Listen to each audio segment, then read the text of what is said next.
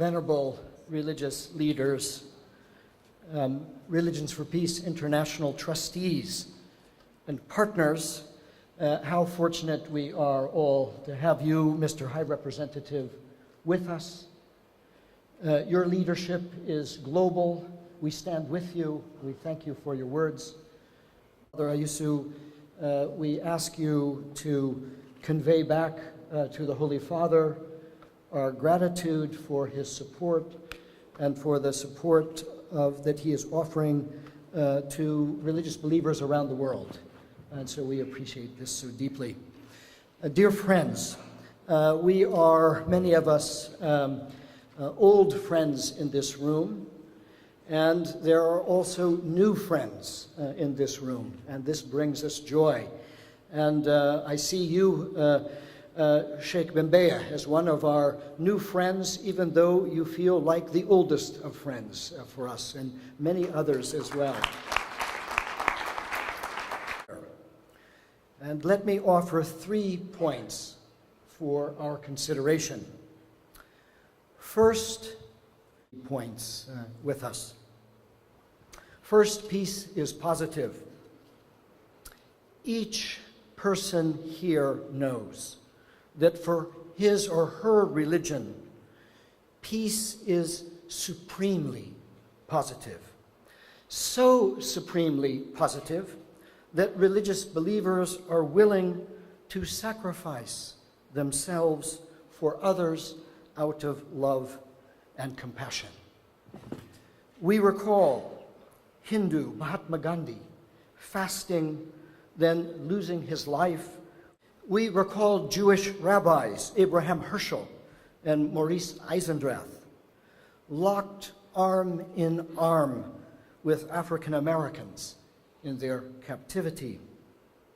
We recall Pastor Dietrich Bonhoeffer, hanged for standing against the obscenities of Nazism, and Mother Teresa, large and small, out of their supremely positive visions of peace. The lesser good is willingly surrendered for the greater good, or the supremely good.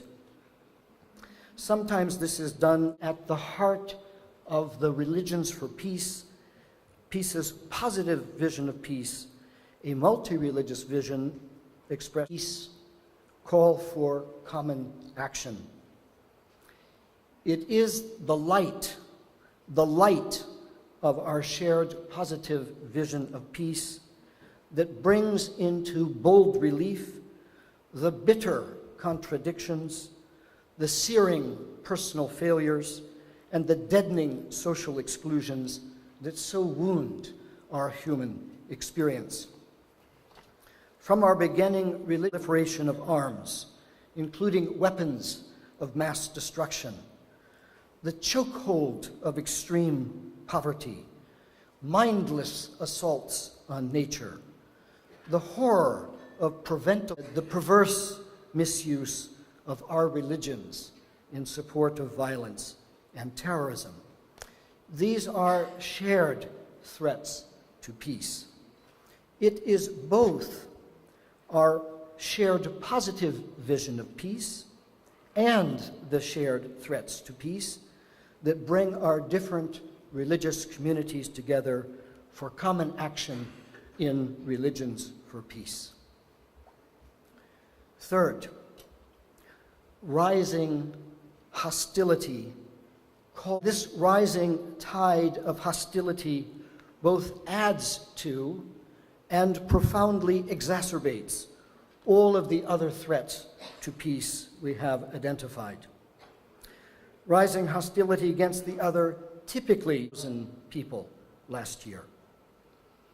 Every attack, every hate crime, every insult, every humiliation is amplified in the media and affecting 75% of the world's population.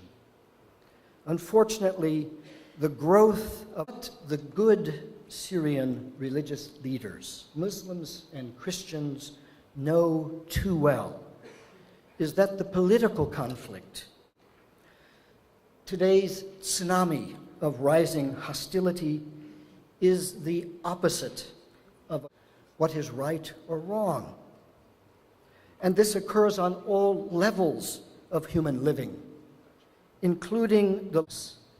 How can we bring light where it is most desperately needed? We can welcome the other.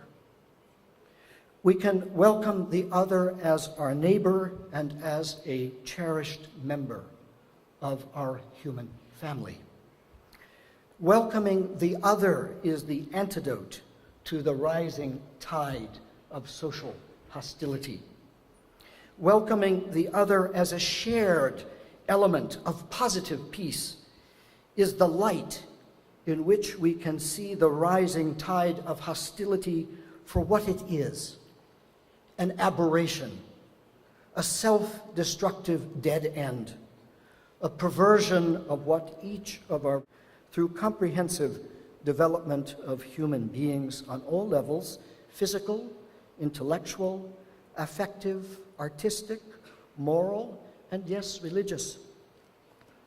Welcoming the other necessarily includes efforts to build dignity and the rights that flow from it, including freedom of religion.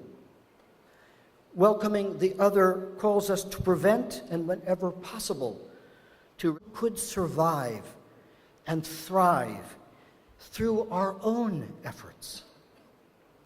Welcoming the other delights in women as equal partners in peace building and labors to poverty and honoring our earth.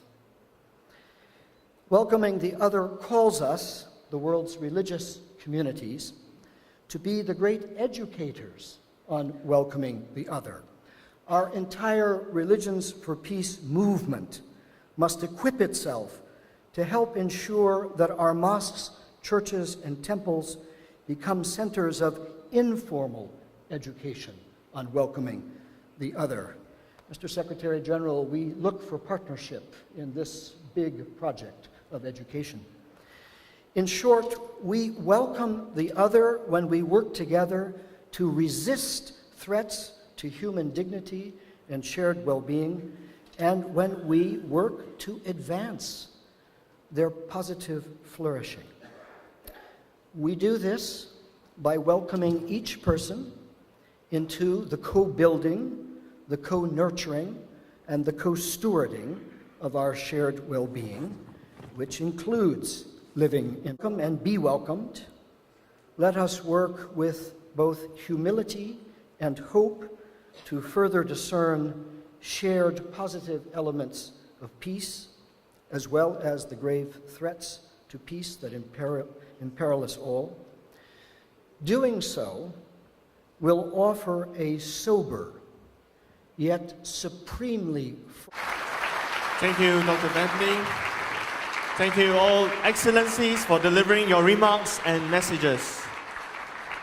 Ladies and gentlemen, it has become a ritual of the Assembly to take a group photo.